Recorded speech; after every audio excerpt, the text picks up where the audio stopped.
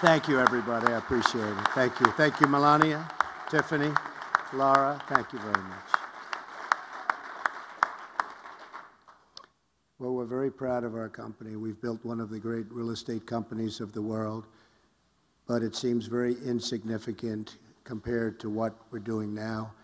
And as soon as we're finished cutting the ribbon, I'm off to North Carolina, New Hampshire, and back down to Florida, where I hear we're doing very well.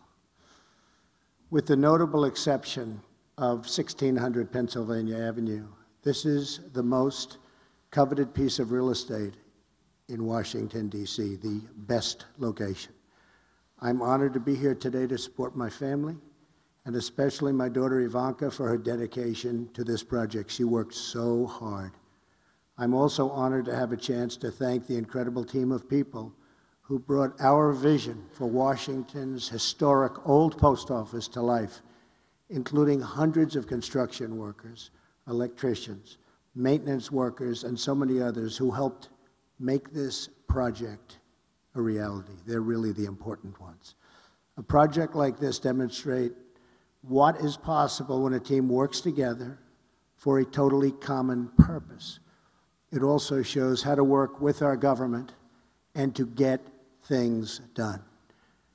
My theme today is 5 words: under budget and ahead of schedule. That's what we did. Under budget and ahead of schedule.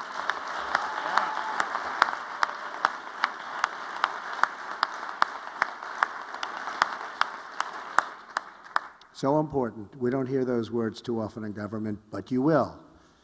Our agreement with the government required completion of the project by 2018. We were dramatically ahead of schedule on this project and under budget. We turned a property that had been neglected for decades and which was losing huge sums of money for the federal government into a major revenue producer and job creator.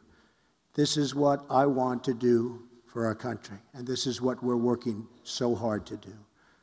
Right now, just about everything our government touches is broken or they break it. It's always over budget, behind schedule, and simply nothing works.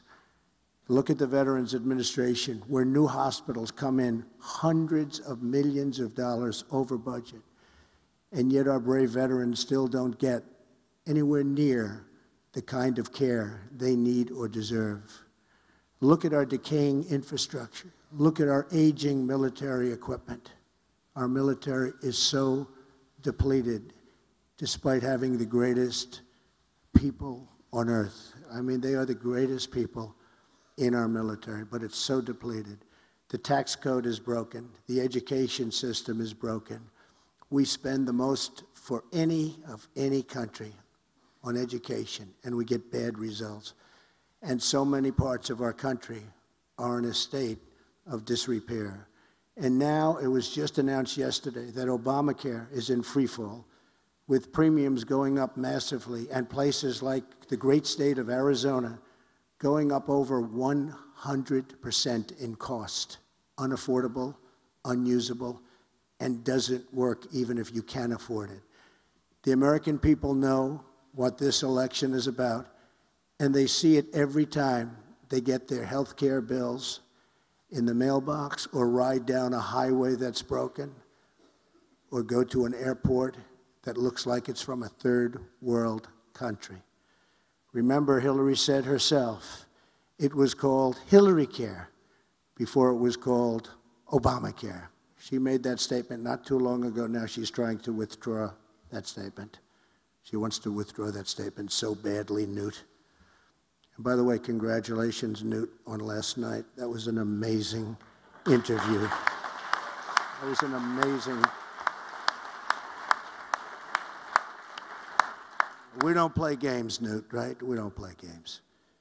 I've loved my life in business, and I've loved getting to share my dreams with my family. It's an incredible family. And Melania, I want to thank you very much.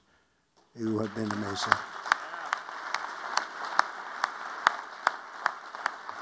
My job is to look at undeveloped spaces and imagine what they could be. These are spaces that have no hope, have no future.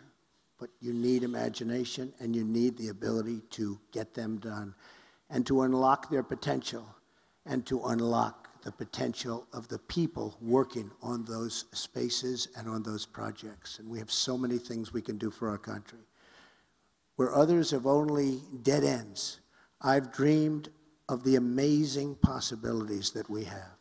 That's why government has turned to me in the past to fix projects that had gone nowhere, that were considered total disasters, whether it's turning a landfill at Ferry Point after many, many years of futile work in the Bronx, New York, into a world-class golf course that's now open and doing unbelievable business, or revitalizing the facade of the great Grand Central Terminal, or building and saving Woolman Rink in Central Park after 8 years of futility and spending massive amounts of money and getting it done in 4 months for a very small amount of money. So many different things. Today is a metaphor for what we can accomplish for this country.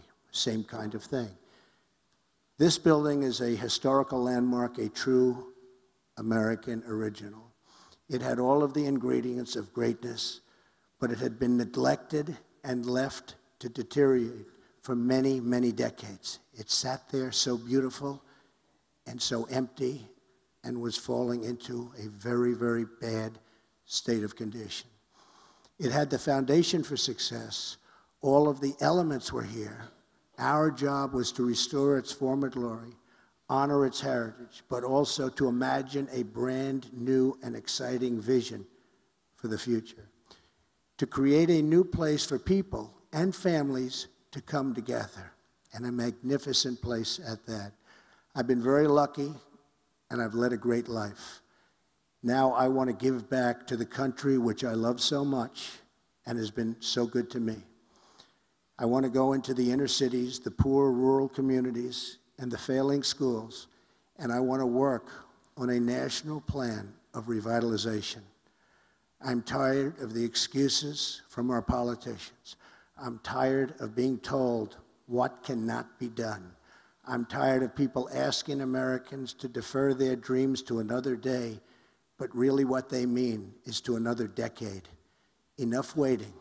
The time is now. We can achieve our goals for this country, and we can do so more quickly than anyone ever thought possible. There is nothing we cannot accomplish. The United States is great. It's great. Its people are great. There is no task or project too great. There is no dream outside of our reach. Don't ever let anyone tell you it can't be done. The future lies with the dreamers, not the cynics and the critics. Everywhere I go in this country, all I see is untapped potential waiting to be set free. And the biggest element of all is our incredible people, the people of this country. They're just waiting. They're waiting, and I think maybe now their time has come. But we will realize never that the potential we continue to put on our faith and the faith of our country.